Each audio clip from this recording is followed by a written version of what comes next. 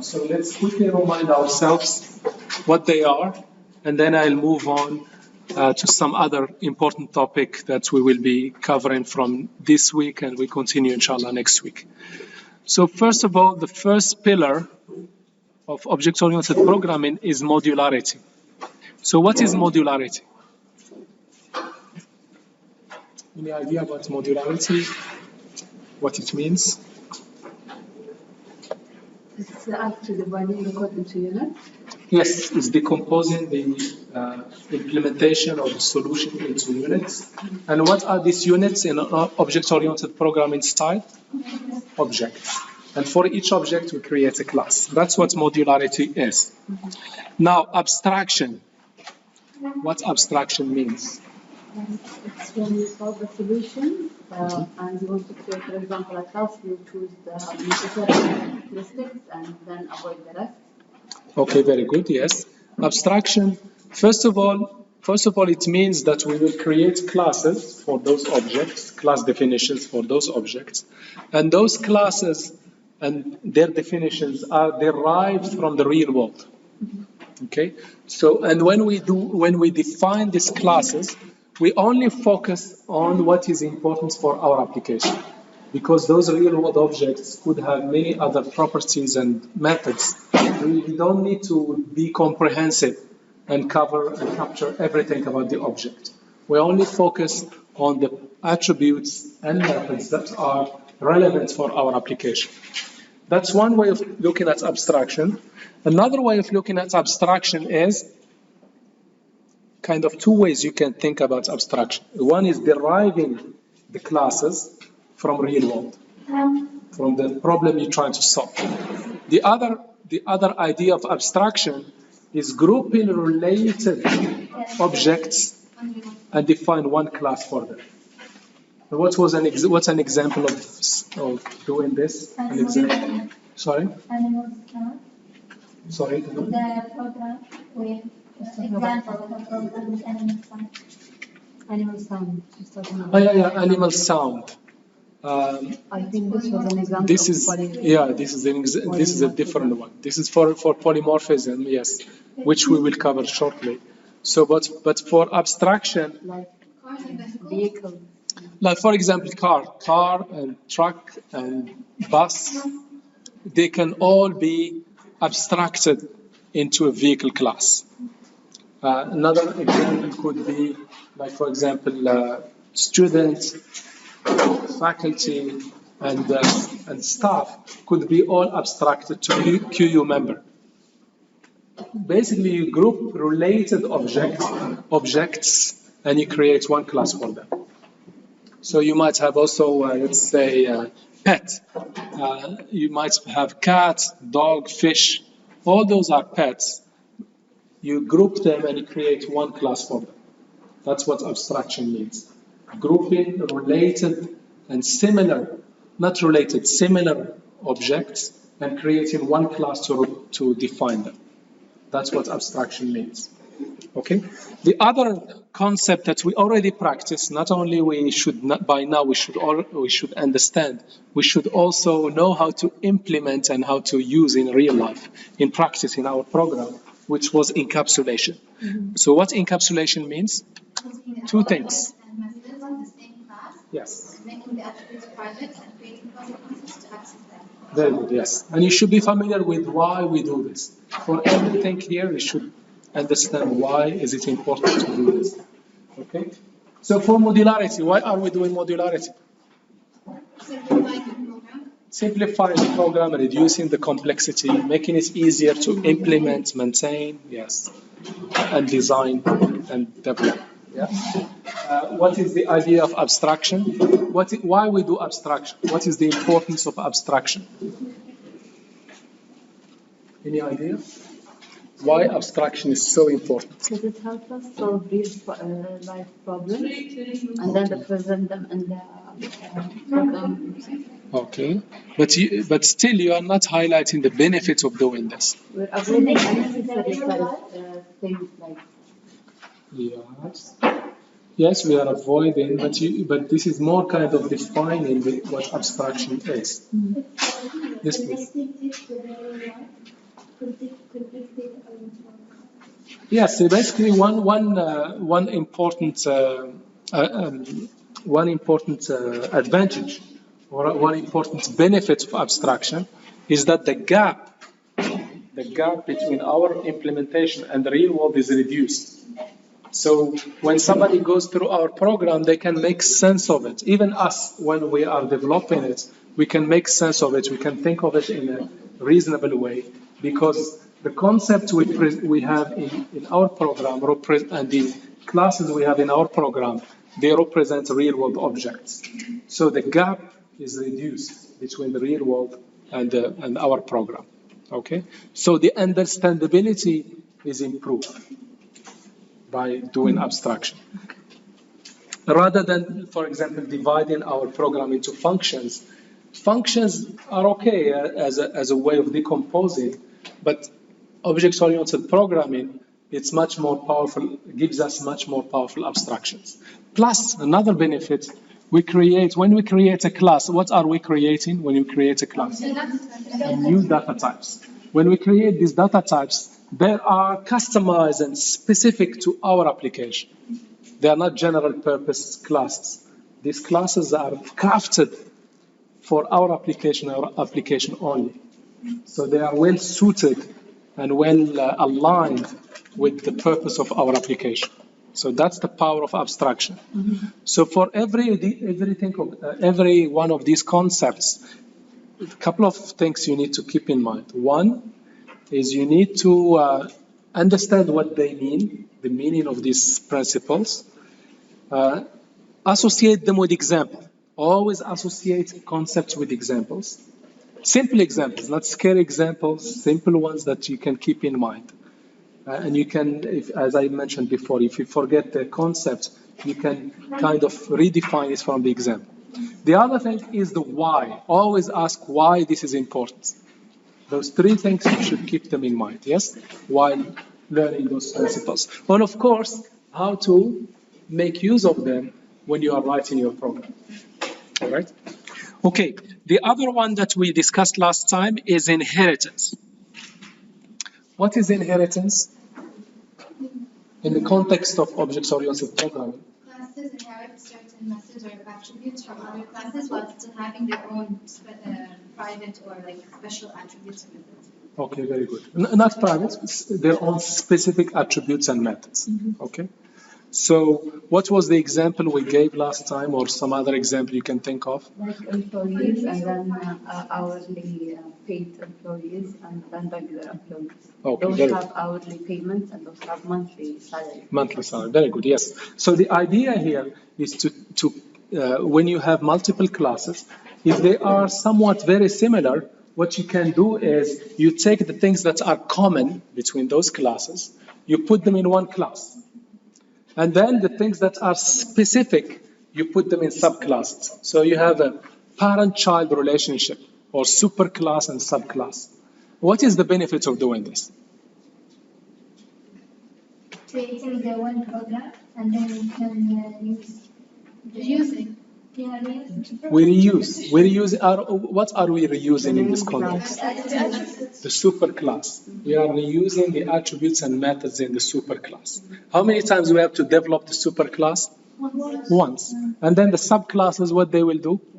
They will just enjoy those superclass attributes and methods without extra effort and without duplication. Duplication is very bad in programming, by the way. Not because of not only the effort, because some of you might say, oh, I will just copy-paste from this class and copy-paste in another class. That's not the point. You might copy-paste, yes? But remember, program is something you need to maintain and change.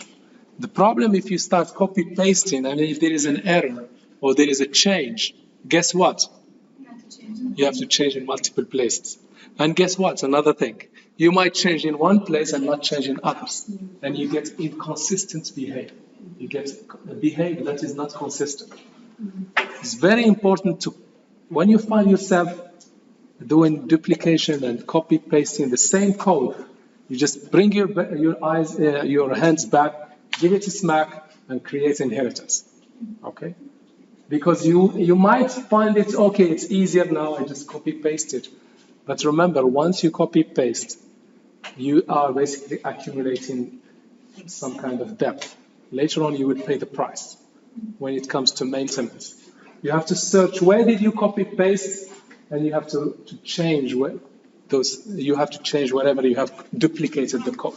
So it's very critical not to duplicate when you are implementing things. Yes?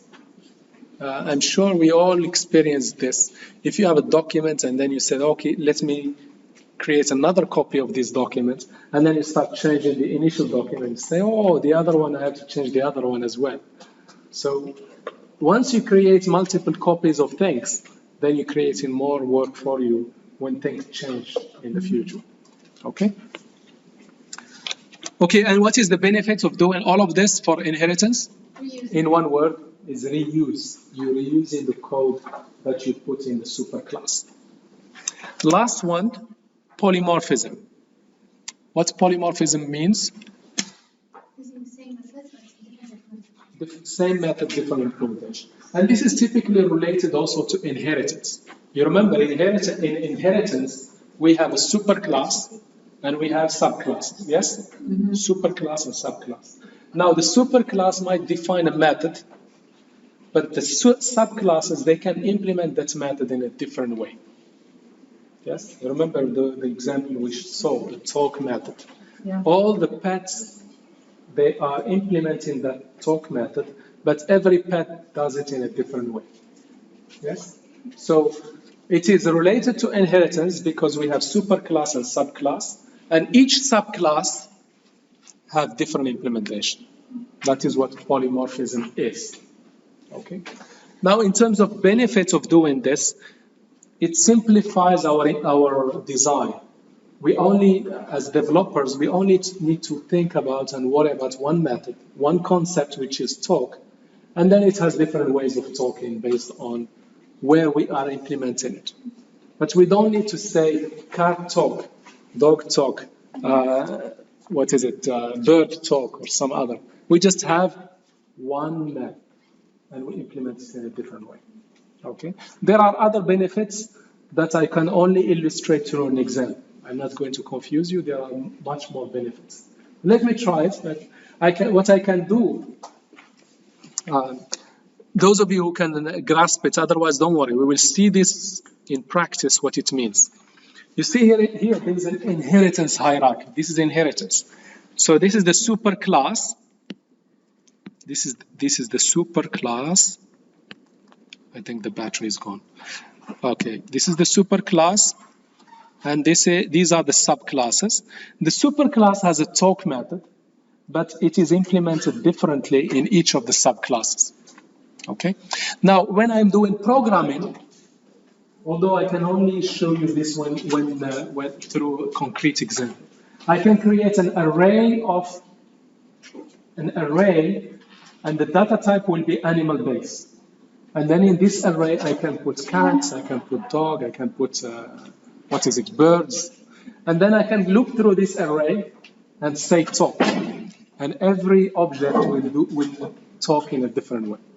I will illustrate this, don't worry. Maybe in an abstract way, you might not grasp the idea, but we will see this in practice, in a practical way, what this all means. Is this concept, these pillars are clear? In terms of concept, and for encapsulation, not only in terms of concepts, but also in terms of applying. For the other ones, we will cover them as we go, but I just want you to be exposed to them and then see them multiple times so the idea will really sink and you will really understand it. So that's my approach. I try to introduce the concept as early as possible and then go through it multiple times with more details until it really, the understandability and clarity will increase as we move forward. Okay, rather than just this concept will appear suddenly later on. So I'm giving you upfront taste of the new concepts, and we cover them in more details in the coming lectures. Okay, I just want to spend a little bit more time on the benefits of object-oriented in general, and why it is very, very popular. It's the most widely used style of development. So if you stay as a computer scientist, computer science professional or IT professional, and you do some serious real-life professional programming, most of the programs are written in this style, in object-oriented fashion. And the reason why it is very popular, because programs are written in this style provides better understandability, because the object and classes you create in your program reflect real-world objects and real-world concepts. Okay? And also you have a high degree of organization and modularity. Because remember, programs, when you start developing a real software, things will get complex as you move forward. Something like Banner or Blackboard, you will have hundreds of classes, hundreds of functions, and so on. So the grouping of related attributes and methods under one umbrella reduces the complexity, okay, and makes your code much more better organized. That's why it is very, very popular. Okay. Now, if we look into each one at a time, encapsulation. What encapsulation really means here? What are the benefits of encapsulation? As we discussed before, one of the benefits of encapsulation, although this is a little bit more philosophical, just to be more precise, what were the benefits of encapsulation? Validation. Yes, we are protecting, the main idea, we are protecting our attributes against accidental change or change that we don't want. So you don't just, it's not an open door. It's not like, something like, let's say if you have a swimming pool as an example at your home. If you don't fence it, and there's a fence, then you will be surprised. Cats will be swimming there, and everybody will be swimming there. So what you do, you protect it. Okay, you put it inside basically your fence. Yes, it's something similar. So we are protecting our attributes because we care about them. We are not denying access to others, but we control access. If somebody wants to change something, they go through the door, the set method, and then it gives us the chance to do some validation. Yeah, and sometimes we say, no, this attribute will be read-only. You cannot set it. Sorry, you cannot set it. You have to. There are other mechanisms to set it, and the example was the balance, if you remember. Yes. You go through withdraw and deposit. Yes. Okay. What about inheritance? The benefits of inheritance? Eliminates redundancy. Yes, eliminate redundancy. Increase reusability. I will improve this write-up because sometimes go a little bit more abstract. So I want to make it more concrete, okay? The benefits of inheritance in one word is reusability. You reuse the code that you put in the superclass. The subclasses can just inherit those attributes and methods. Polymorphism. Different. You remember polymorphism, same method, different implementation. What's the benefit of this? Convenience and easier to understand, easier to learn. Okay. So if you have a class hierarchy and there are multiple methods, they won't be so many methods. Just one, and every object implements it in a different way. Of course, the implementations are somewhat similar. There are some similarity, but different. Okay. So for all these pets, they make some noise. You can hear something, sometimes annoying, sometimes good to hear, but it's different. Yeah. But still, there is what is the common between all of them? There is some kind of sound coming out. Yeah. That's basically the thing. Is this the same as overloading, method overloading? It's different. What is the difference between? Like there we're using different parameters. Different parameters, yes. But with the same name. Here we're using the same name. Yeah. Different implementation, yes. In there. Because here, in the example of animals, we're using talk. It's the same method, but it's doing something different, isn't it? Different implementation. In overloading, basically, is the same functionality. For example, the sum. You remember the sum? Yeah. You can work for 2 parameters, 3, 4, 5, but all of the implementation will be doing sum. But they just take in different parameters. Okay. So, for example, you remember constructor overloading? Yeah. Constructor, you might have multiple constructors. What all of them are doing? Construct a new object. Initializing the attributes of an object. Initializing the attributes of an object, yes? That's the role of them. All of them are doing the same. Yeah, that's basically the but in here, in polymorphism, they are doing different implementation, really different implementation. Okay, that's the summary of the whole thing that we have been discussing. So in object-oriented programming, our software becomes a collection of collaborating objects to perform a given task or to achieve certain requirements. So by the way, these objects, as we will see later on, they will talk to each other. One object can create an instance of another object and call methods on those objects, and so on. Yeah? So objects have attributes. Basically, objects have attributes, methods. Objects can have different values for different attributes, of course. And objects are unique. It's not another object. Okay, that's fine. They exchange messages. They have relationships between them. This is what I will be discussing after this. So we still have a couple of minutes. Objects have relationships. We haven't covered this concept yet, but very critical concepts. I will be classes. Classes are definitions of an object. Class is what? Is a definition. Is the blueprint of an object. And objects are instances of classes. Okay. It's fine, but these slides have a little bit of noise. I'm not so happy with them. So I will simplify them a little bit more. And I will be posting the final version without any more change. Okay? Is clear? Okay. All right, but the main thing is you got the idea what I discussed here. Any questions? All right. So one more thing I will introduce, just so you can start thinking about it, and then inshallah next time I'll give much more details and more examples. Okay. So last time, if you remember last time we discussed together. Let me stop this one.